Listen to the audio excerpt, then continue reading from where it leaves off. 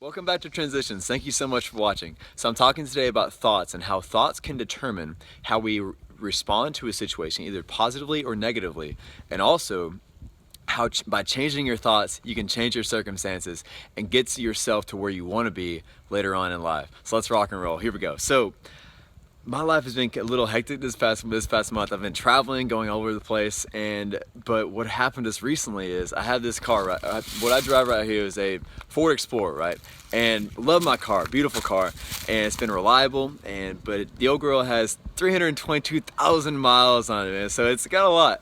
And just recently, I noticed some things. I went down to Austin for Ironman 70.3 Austin triathlon and noticed a little concerns I had, so I went ahead and took my car in after I got home, and found some potentially upsetting news about my car. It said that the engine was going out, and so it was a little unfortunate.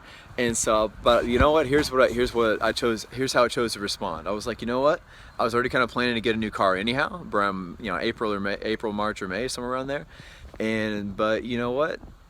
I choose to react positively to that. And here's why I chose to react positively to that. Because what's bad is always available, and so is what's good. And so what was good in that situation was the fact that, you know what, hey, I still had I didn't have to get rid of my car right now. I could still hold on to my car, for 3 or 4 months, what the mechanic told me. And fortunately, I don't drive very far distances, so if my car were to break down, if that were to happen, I wouldn't be very far from home. And so, but you know what? What's negative? I could have reacted negative to that situation. I'm not gonna lie. I could have said, "Oh, blankety blank, stupid car," whatever. And and you know what? That would have been perfectly fine because a lot of people would have been irritated at the fact that their car was breaking down. I get that. That's normal. But you don't, just because it's normal, it doesn't mean you have to react in a normal way. And just because the situation is dire doesn't mean you have to react in a dire way. You have the ability at any given time to choose how to react and how something will impact your life. At any given time, you have the right to remain miserable. You have the right to remain happy. You have the right to look at the good. You have the right to look at the bad. And because you have that right, you have the right to choose between what you focus on and what you determine how your life will become. So in that case, I was like, you know what, this is unfortunate, but hey, I've been pouring so much good into my life because I had a mentor and because I had good stuff pouring in, listening to positive thinking books, listening to great pastors, great ministers, great people that are light years ahead of where I am, who are where I want to be, and who have already figured it out, so to speak. And they've been pouring good in my life, that whenever the bad has come towards me, that the good trickles out, or good just gushes out more so. That's where it really happens. So anyhow, so I'm like, you know what, that's unfortunate, but you know what, I'm still on track to get my car when I want. And so, life is good, man. I'm not worried about it. Yeah, it's unfortunate that my car is breaking down, but it's got 322,000 miles, so it's definitely been reliable for that time, so I can't complain. And so anyhow, that's what you put in really determines how you choose to respond to a situation. I mean, what makes a difference in people really is their response to negative situations. What's his name? There was a gentleman who wrote a book. It was called Man's Search for Meaning. I forget, Viktor Frankl, that's it. I haven't read the book, but from what I've gathered from people who have, he was in a concentration camp and he chose to look at the good in that situation. Now you might think, geez, a German concentration camp or Nazi, concentration camp, he chose to look at the good. Yeah, it's a pretty amazing story. I mean, that's actually a book I plan on reading next year. But man, what's bad is always available, but so is what's good. But what makes the difference in people is how they choose to respond to adversity. And you know what, if you can choose to respond in a positive way to adversity, I mean, my goodness, think of how good your life can become because of that. If you choose to respond positively versus negatively, that's a lot of most people. They choose to respond negatively. They pout about situations when things don't go their way. They pout about this, they pout about that, and it's like, you know what? That's life. Things happen. You know what? I mean, cars break down. I stubbed my toe getting out of bed. Whatever. Bad things happen. But you choose. You alone choose how you choose to react to it. I mean, life's really your own dang fault sometimes because people choose to react in a certain situation and then they're mad with how they choose to react and they don't realize that they themselves are really the root of their whole problem. But once you realize that, that's when you start to empower yourself. I can't really snap because I have gloves on. But that's when you start to empower yourself. When you realize that the lot in your life is really a determining factor of how you choose to react to it. So But how can choosing your thoughts change your life for the better? Well, here's how it can. You can't always choose your circumstances. I mean, the guy who was born in the projects can't choose that situation. He was born there. The young girl who was born, who was born in Africa, who was, just living in, poverty all of her life, didn't choose that. But you know what? Never say your circumstances are against you. But here's why. Because your circumstances are there to aid and help you get you better. Now you have the choice in any situation to either choose to look for the good in that situation or choose to look at the bad. You can say, you know what, hey, I grew up in a bad area. You know what? I can choose to say, hey, I'm just a victim here. I'm going to choose to accept mediocrity and perpetuate that the rest of my life. You can choose that. No one will blame you for it. However, you can also choose to say, like, you know what? I'm going to be the difference maker in my family. I'm going to be the one who breaks out and breaks past the mold and gets out and does the extraordinary in my life and helps to make it happen and be the first to do it. You can choose that as well. There's been multiple people in this world that have done that, who are millionaires and billionaires and who are world changers, who have done that, have changed their mindset to think that way. And that's all it is. It's all a change of mindset.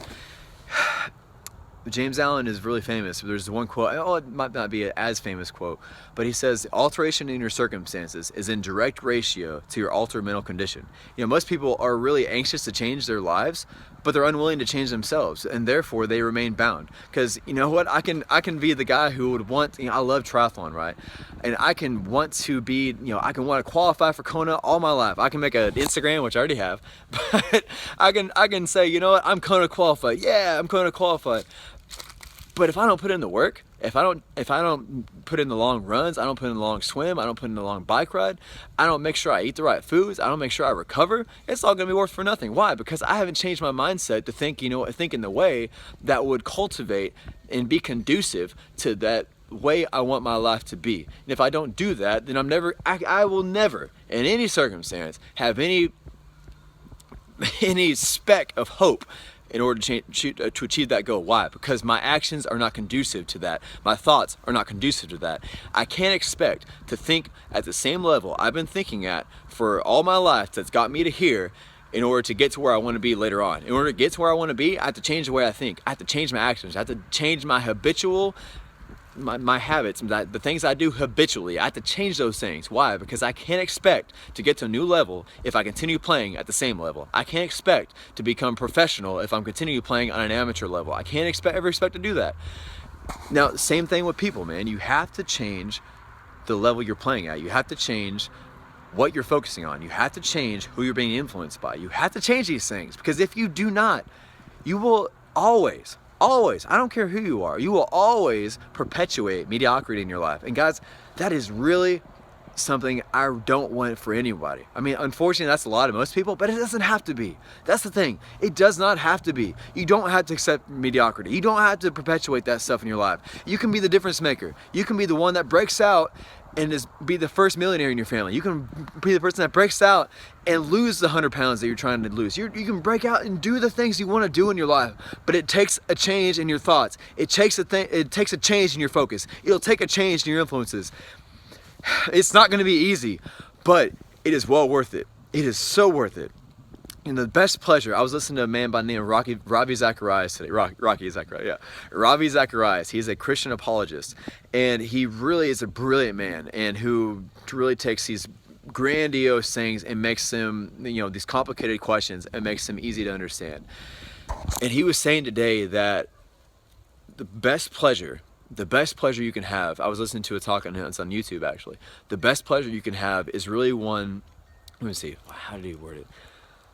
The pleasures that are the most gratifying are the ones that are not that essentially, the way he worded it was, I don't remember the exact quote, but he essentially said, the best pleasures in life are the ones that you will have after the work is done. And there's there's the hard work that you put in, and then you get the payoff later on. The worst pleasures are the ones that are instantaneous pleasures, but you regret them afterwards. So that may be something like, I don't know, you're wanting to get the body, you're wanting to work out, you're wanting to get fit, and you work really hard, and then you're able to see that, see the six-pack abs, see the toned legs, see the big chest, or great looking legs, whatever it is. Or you could settle for the, you went to the donut shop and you ate a dozen donuts, you know, and you regret it right afterwards. Why? Because you had that pleasure immediately, but you didn't have to work for it. Or you could go for the pleasure that comes after the fact, after you put in the work, after you put in the mindset, after you put in the, put in the hard work, and after that, then you can really relish that. So anyhow, almost got a little teared up there for a second, but man, I'm passionate about this because I want you to change your life. I want you to become better. In 2017, 2018, my whole life going forward, I'm so excited about it. Why? Because I'm making the changes now to make my life magnificent later on. And that's what I want for you. Change your focus, change your thoughts, change your influences. Next video will be on influences, so please stay tuned for this. I do apologize for the delay on this.